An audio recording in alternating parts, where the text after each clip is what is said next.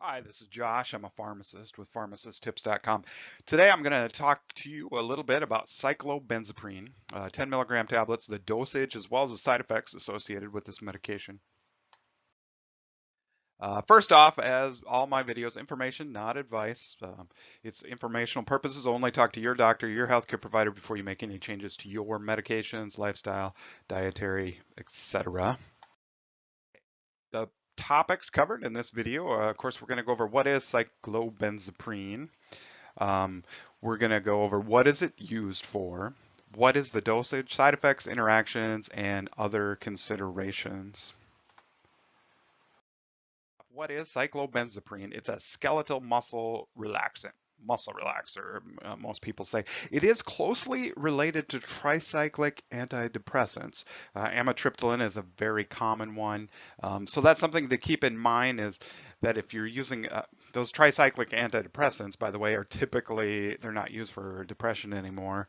For the most part, they're used often to help with sleep. They're used to help with nerve and, of course, muscle issues as well. So just keep that in mind. The brand name in the U.S. is Flexeril. Of course, that varies around the world, but here in the U.S., sold under the brand name Flexeril.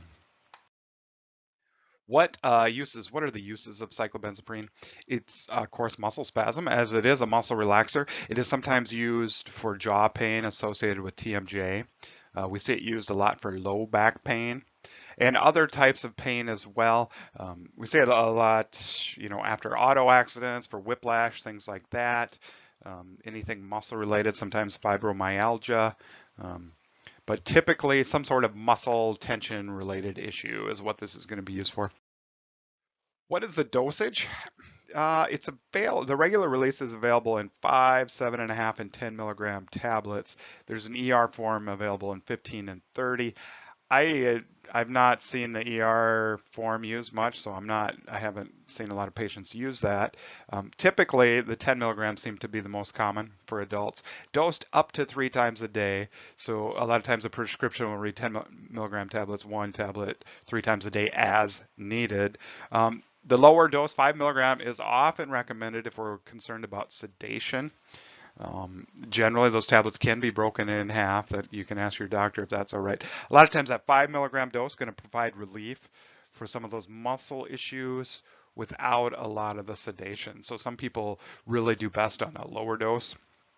And some people who just get a lot of sedation and have some muscle issues, just take it at bedtime so they can sleep, remain alert during the day, but rest comfortably at night. And it is recommended this medicine generally not be used for more than 2 to 3 weeks at a time. The most common side effects of these can occur in up to 1 in 10 or more people taking this. Dry mouth, headache, dizziness, drowsiness. We kind of touched on the drowsiness issue in the previous slide. Dry mouth and headache also can occur. So that's why we need to use caution. If we're using this during the less common, between 1 and 10%. Constipation, nausea, stomach upset. Some people get like a dry throat, low energy, again, related to that drowsiness, confusion, blurred vision. All reasons to be very cautious, especially if you're operating a vehicle or have a job or something that requires alertness during the day. Rare side effects, well, we're talking less than 1% of people who use this medication can have serious heart rhythm changes, serious liver issues. If you already have liver issues, typically the dose is going to be reduced if they use this medication at all. Serious allergic reactions, difficulty breathing. I mean, you need to seek medical attention if you're having some serious side effects like these. And sometimes it can cause bile and gallbladder issues as well. Alcohol and cyclobenzaprine, it's not recommended. It can cause breathing issues. If you have too much alcohol, I mean, you could stop breathing and die. It's not real likely, but if you're having muscle issues, if you're in pain, it's just best to avoid alcohol until you get this under control and get off this medication. So increased drowsiness definitely can occur, and it could cause so much drowsiness. You could become confused and it's just not a good idea. So it is recommended that it be avoided. Serotonin syndrome is a very serious issue, but extremely rare. I don't know. I've been a pharmacist almost 20 years, and I don't think I've ever heard anyone having this with cyclobenzaprine.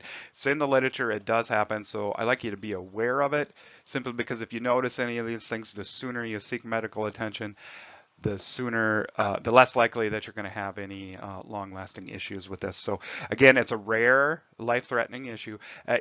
It's increased risk with antidepressants and tramadol. So right there, people are, what? I take antidepressants, I take tramadol. So we do see this used with those. We just have to be mindful that using cyclobenzaprine, antidepressants, tramadol, it increases the risk of this serotonin syndrome. Again, extremely rare. I've seen many people use the cyclobenzaprine, their antidepressants, tramadol together. You just have to proceed cautiously, taper off the medicine when you don't need it. It's all, as with everything in medicine and life in general, risk benefit. You know, if it's still providing you a benefit, are you willing to take the risk of side effects?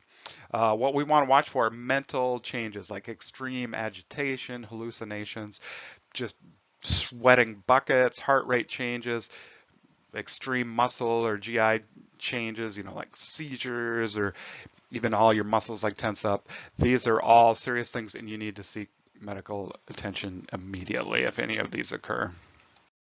Okay, other considerations. We've kind of talked about the drowsiness, so we need to be cautious as we get older.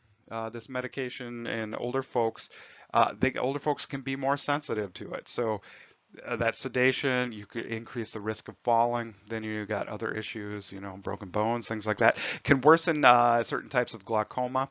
If you have urinary issues, if you already have problems completely emptying your bladder, this could complicate that even further.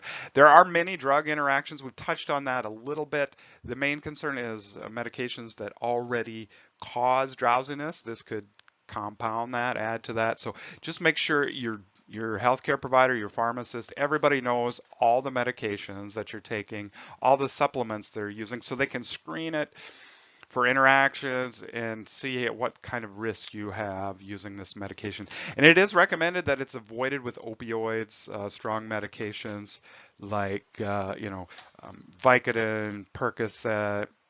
Uh, what can happen is you can stop breathing. It increases the risk of an accidental overdose with those opioid medications. So again, we do see it used sometimes. One of those issues, we got to consider risk benefit. Just be aware of the side effects, that those around you are aware of the potential issues, so they can get you some medical attention if you develop shallow breathing or you become unresponsive. All right, thank you for watching. I hope you found this information useful. I always talk to your healthcare provider with questions. Again, seek medical attention if needed. This medicine used by many people safely. These extreme side effects are extremely rare, but I always feel we're in the age of the educated patient. You just need to be aware of these, have these in the back of your mind. That way, if something does occur, you know to get to the hospital right away. Ask questions in the comments below. I'll do my best to answer them. And subscribe to my channel if you appreciate videos like these. Thank you.